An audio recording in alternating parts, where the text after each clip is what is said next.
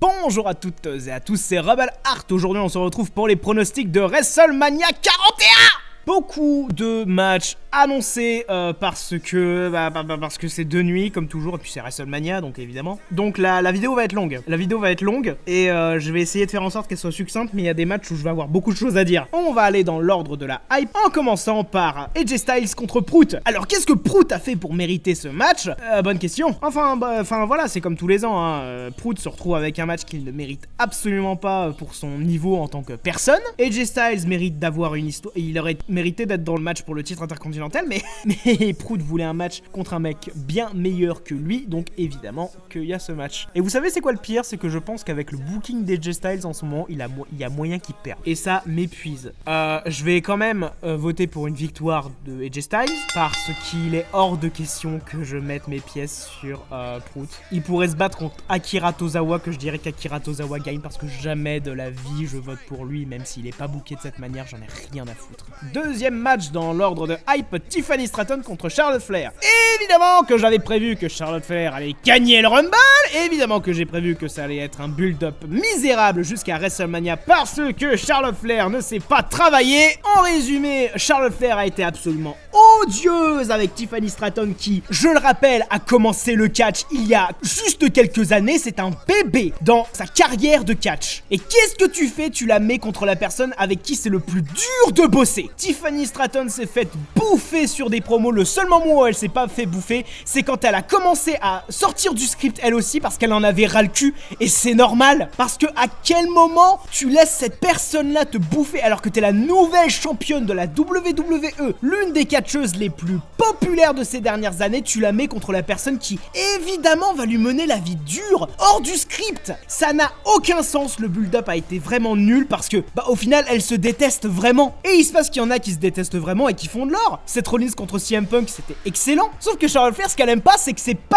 elle qui a le spotlight en ce moment. Donc elle s'est vengée, tout simplement. Je n'aime pas Charlotte Flair. Je pense qu'il n'y a rien sur cette terre qui parviendra à me faire aimer Charlotte Flair parce que à chaque fois, le pattern, c'est le même. Une absence, elle revient et dans un match de titre, gagne le titre, perd le titre, se blesse, répétez le truc. Et là, ça va pas changer. Charlotte Flair va gagner le titre. Je prie très fort pour avoir tort. Vraiment, je prie très fort pour avoir tort. Parce que cette pauvre Tiffany Stratton s'est mangé le pire booking. Tout ça parce que Charlotte Hogan est incapable de mettre les autres en avant. Le seul moment où c'est arrivé, c'est quand c'était Rhea Ripley et qu'il savait vraiment pas le choix parce que Rhea Ripley était plus populaire qu'elle et juste un meilleur personnage qu'elle en tout point. C'est très simple. Quand on parle de Charlotte Flair dans le catch, on parle même plus d'un personnage, c'est juste elle, et elle est odieuse. Je vais peut-être avoir l'air méchant, et vraiment, je déteste avoir cet air-là, je déteste parler des catcheurs comme ça, mais Charlotte Flair est purement antipathique. Et ça, tout le monde est d'accord, tout le monde déteste cette rivalité, à juste titre. Elle a été super mal construite,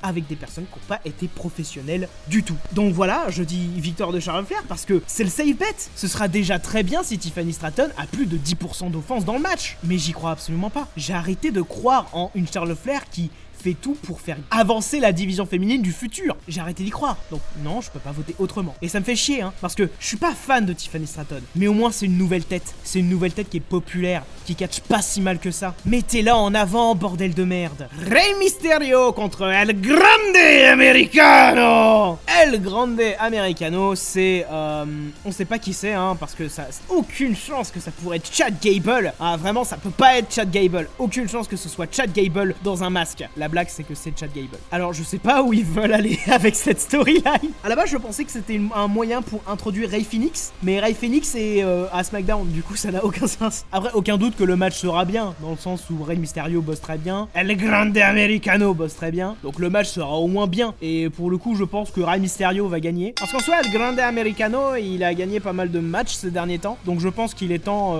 pour une rétribution. J'ai pas grand chose d'autre à dire, c'est vraiment une rivalité low card. Elle est rigolote, tu vois, mais elle ira pas très loin. Bayley et Lyra Valkyria contre le Judgment Day, Liv Morgan et Raquel Rodriguez pour les titres par équipe féminin. Alors, à l'heure où j'enregistre, j'ai pas encore vu SmackDown. J'ai pas encore vu le SmackDown du 12, donc je suis un peu en retard. Mais évidemment que je savais que l'équipe qui allait gagner le gauntlet match ça allait être Bayley et Lyra Valkyria parce que les autres équipes sont pas à la hauteur, c'est tout, c'est comme ça. J'ai vraiment pas grand chose à dire parce que bah les titres féminins il y a jamais grand chose grand chose à dire dessus. C'est un titre fonction, c'est quand tu veux faire des trucs, mais là je vois pas ce qu'ils veulent faire avec Bayley et Lyra.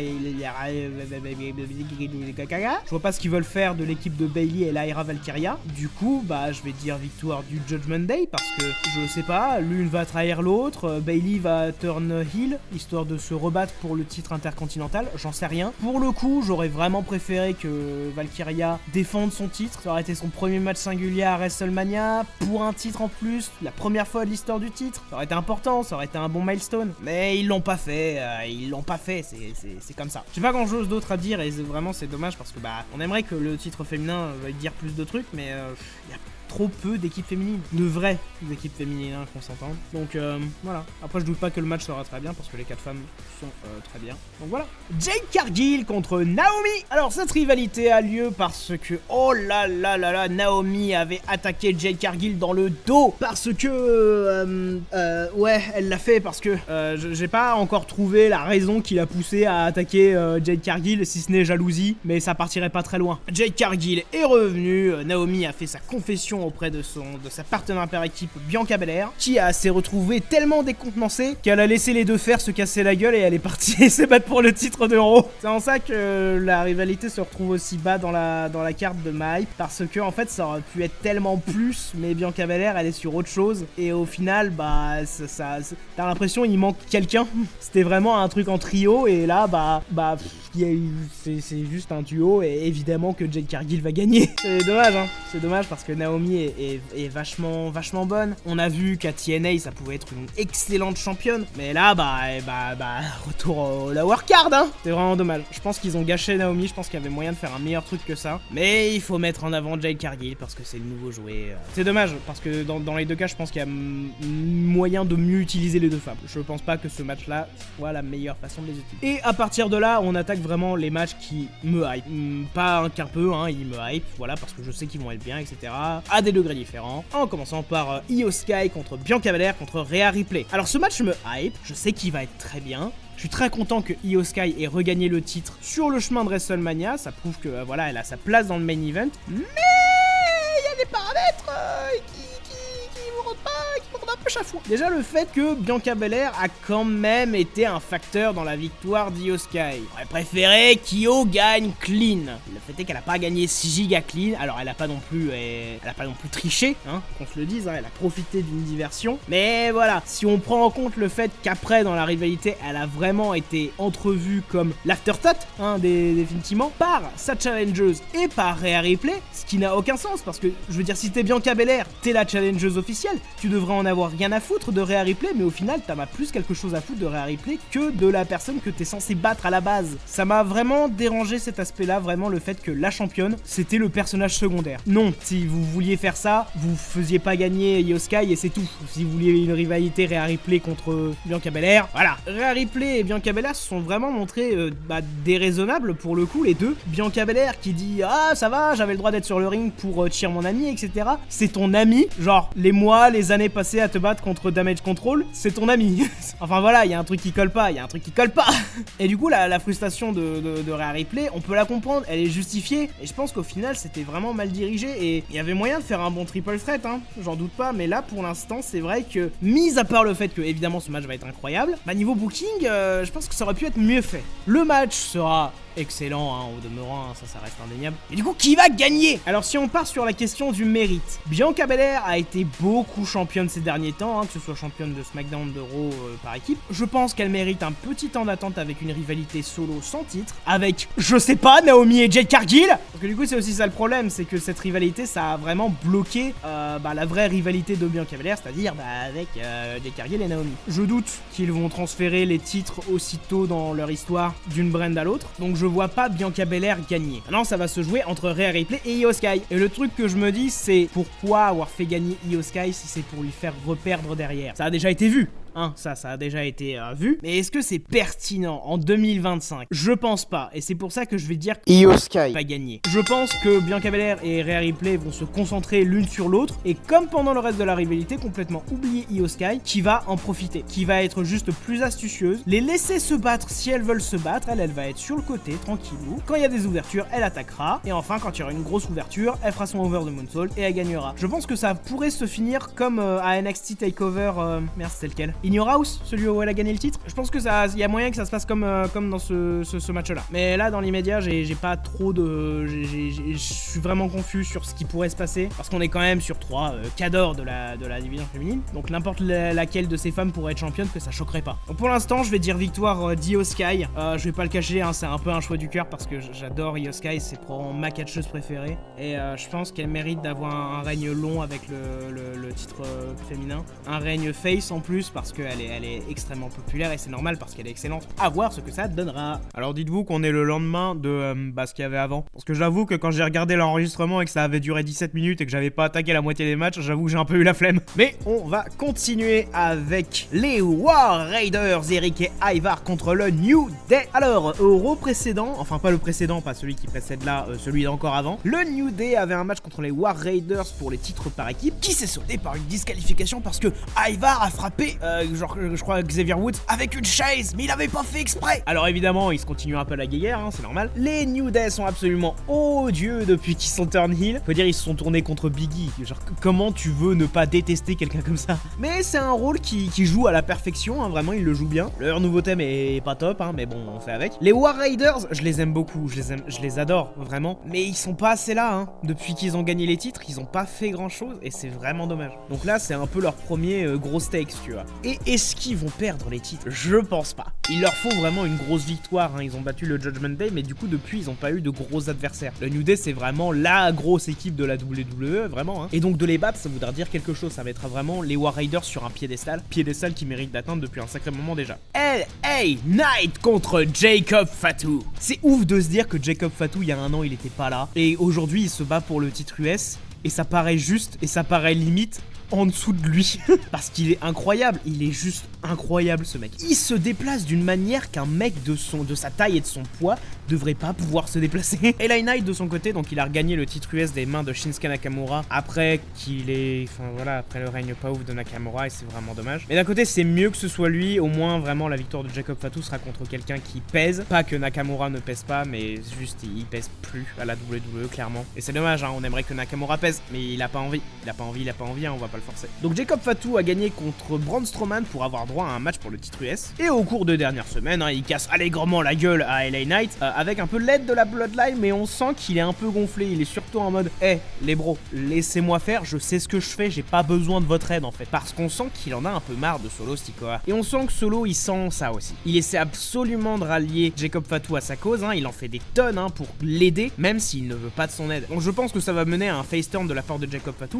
Et est-ce que ce face turn va commencer avec une victoire à WrestleMania contre LA Knight pour le titre US? Et ben je le pense. Encore une fois, c'est dommage que LA Knight ait regagné le titre pour le reperdre derrière. Mais Jacob Fatu, j'ai pas envie de dire qu'il en a besoin. Clairement, il pourrait ne pas gagner de titre, qu'il resterait au top parce que ce mec est absolument génial. Mais ce serait une belle récompense. Voilà, il a bien bossé tous ces mois. Il fait vraiment des promos de gros tarés, mais qui marchent super bien. Et j'aurais vraiment envie de voir ce que ça donne en tant que champion. D'autant qu'on sait qu'il a été champion, hein, dans les indés à MLW. Il a été champion pendant très longtemps, donc visiblement ça marche et les gens veulent voir ça. Donc si on peut tester les os avec un titre US et après le faire se diriger vers le titre mondial, moi je dis oui. Drew McIntyre contre Damien Priest dans un Sin City Street Fight match.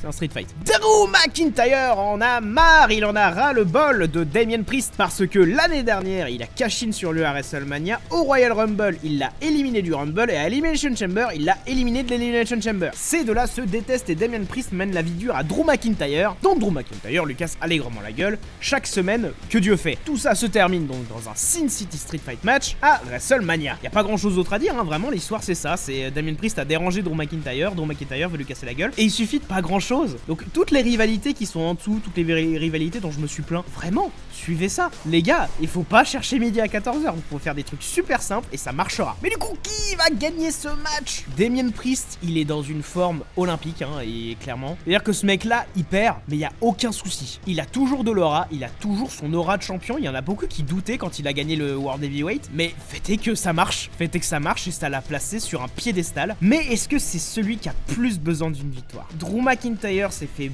baiser à WrestleMania l'année dernière et je pense qu'il est temps pour lui d'avoir sa vengeance et donc je vais dire que Drew McIntyre va gagner ce match. Je crois vraiment que 2025 sera l'année de Drew McIntyre, la vraie année de Drew McIntyre, hein, pas celle de 2024. J'ai pas envie de dire qu'elle a été misérable, c'est absolument faux, mais où il a pas gagné beaucoup, ça c'est sûr. Là je pense qu'on va atteindre un nouveau niveau de Drew McIntyre et je pense d'ailleurs que la rivalité avec Damien Priest, elle va pas s'arrêter là, elle va durer jusqu'à au moins SummerSlam, je pense. Je pense pour le coup que cette rivalité doit être gagnée par Drew McIntyre et qui s'impose vraiment comme le heel. Et que cette fois il est plus en mode conspiration, il est en mode t'es sur mon chemin, je te casse la gueule, fin de l'histoire. Ça serait cool d'avoir ce McIntyre là, qui vraiment arrête avec ses petites blagounettes sur Twitter, arrête avec ces trucs là, qui soit vraiment intense, qu'on ait le retour du Scottish Psycho. Braun Breaker contre Penta, contre Finn Balor, contre Dominic Mysterio. Pour le titre intercontinental, le match est stacked.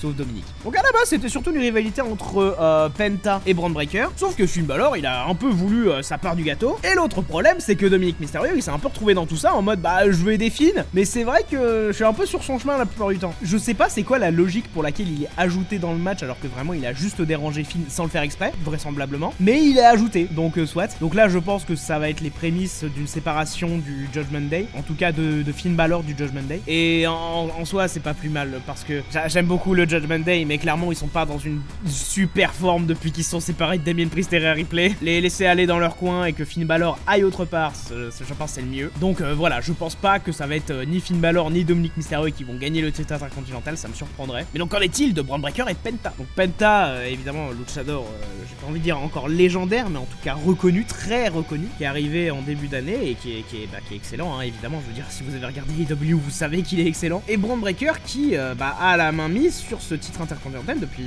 plusieurs mois déjà et qui pourrait certes un peu plus le défendre, mais il est bon, il est excellent, hein. Le spear qu'il a mis à Carlito cette semaine, il était salé, hein. Et pour le coup je saurais pas vous dire qui va gagner. Je pense peut-être que c'est trop tôt pour Penta. Il vient d'arriver, il a pas eu de grosses rivalités, parce que tu vas pas me dire qu'avec American Made c'est une grosse rivalité. Je pense qu'il y a moyen pour qu'il ait une grosse rivalité après, éventuellement peut-être avec Finn Balor, le Judgment Day en général, et qu'après il passe vraiment au titre intercontinental et cette fois il le gagne. Mais là pour l'instant je me dis que c'est trop tôt. Après s'il le gagne je suis pas mécontent. Mais dans l'immédiat je vais voter pour une victoire de Braun Breaker. Et du coup ça va être son premier match de WrestleMania, hein. Il a été call-up l'année dernière. Et quel premier match, hein. Clairement on a affaire à un futur main eventer et c'est très cool à voir. Clairement là de toute façon tous les gens dans le match là sont absolument excellents. Il y en a juste deux qui sont dans un état pas ouf à cause de leur équipe. Mais voilà, Penta c'est un avenir certain et Braun Breaker pareil. On va attaquer les trois gros matchs vraiment de ce WrestleMania. Et on va commencer par Gunther contre Jey Uso. Il aurait pu être plus bas si ça avait pas été pour un titre mondial, parce que très honnêtement le build-up il a pris du temps, trop de temps, et finalement ce qui a gâché le match c'est pas vraiment Gunther, c'est pas vraiment Jey Uso, ça a surtout été les fans. Je vais partir dans une longue rante contre les fans de la WWE qui sera peut-être coupée au montage parce que vous avez peut-être la flemme d'entendre ça, mais moi voilà j'ai des choses à dire. Je trouve que c'est très culotté de se tourner contre Jey Uso comme ça après l'avoir cheer pendant des mois, avoir prié, avoir demandé à ce qu'il ait ce genre d'opportunité, et maintenant qu'il a cette opportunité, juste parce que c'était pas de la manière que vous vouliez, c'est pas bien, et donc c'est nul. Et donc on va être contre Jey Uso parce que voilà, je trouve pareil que le timing a pas été super bon. Il venait de perdre contre Gunther, il y avait moyen de faire un meilleur timing. Est-ce que c'est grave?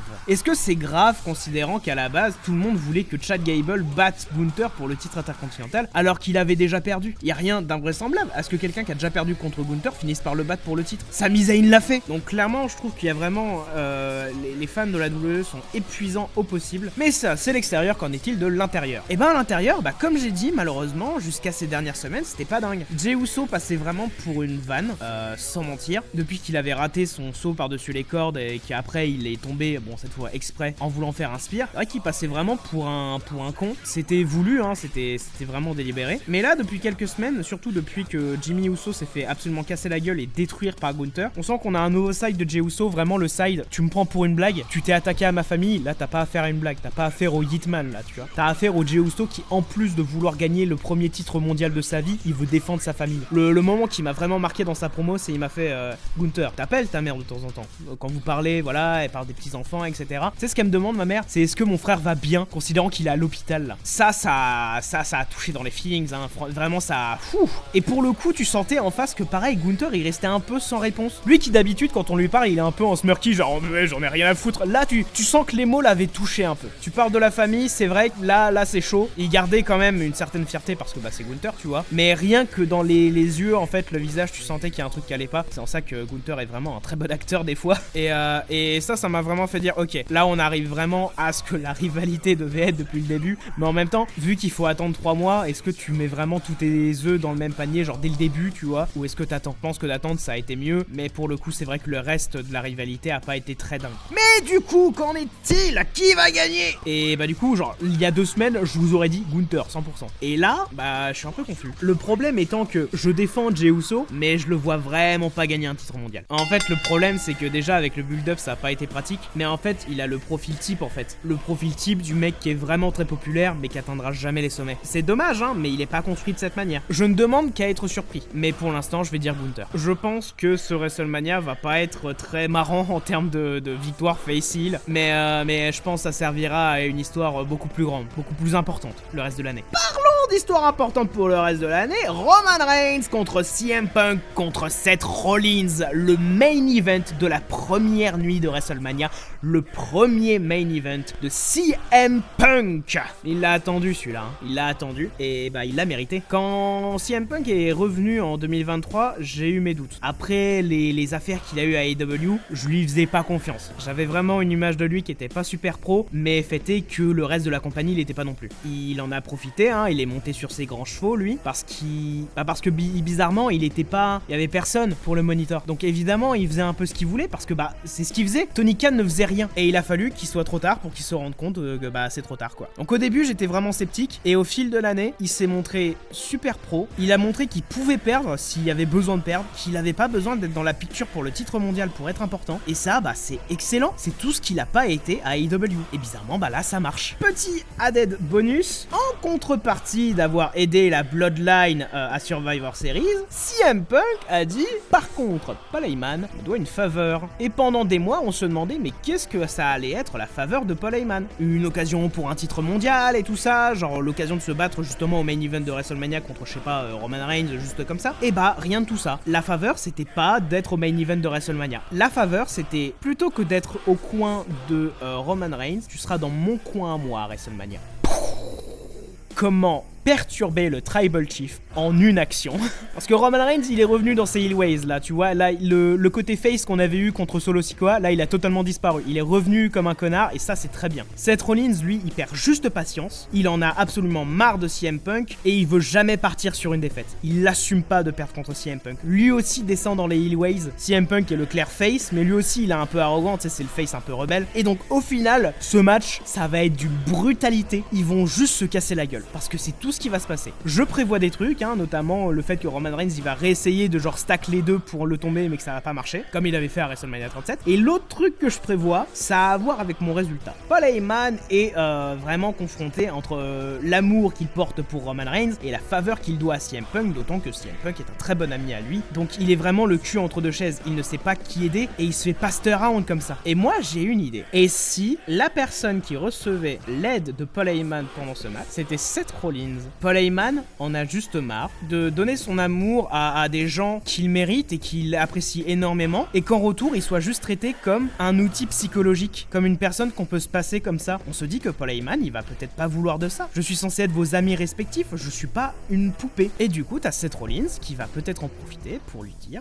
moi je te vois pas comme ça, je t'ai jamais vu comme ça. T'as souvent été le facteur le plus imposant de mes adversaires. Brock Lesnar, Roman Reigns, ils se sont tous battus avec toi dans ton coin et ils m'ont tous forcément battu une fois. Et c'est ça le truc. Eux, ils te voient pas comme ça. Ils pensent qu'ils peuvent gagner sans toi. Moi, je pense que je peux faire de la magie avec toi. C'est du fantasy booking à fond, ce que je dis. Hein. Vraiment, ça ne repose sur quasiment rien. Mais qu'est-ce que ça serait cool que celui qui a les faveurs de Paul Heyman à la fin, ce soit Seth Rollins, alors qu'il a cherché tout le contraire pendant le reste de la rivalité. Parce que c'était ça le but, c'était psychologique. Si ça arrive, vous me sucez tous les boules. Hein. Vraiment, parce que je pense pas que ça va arriver. Donc j'ai menti, c'est pas mon résultat. Le résultat, je pense que CM Punk va gagner.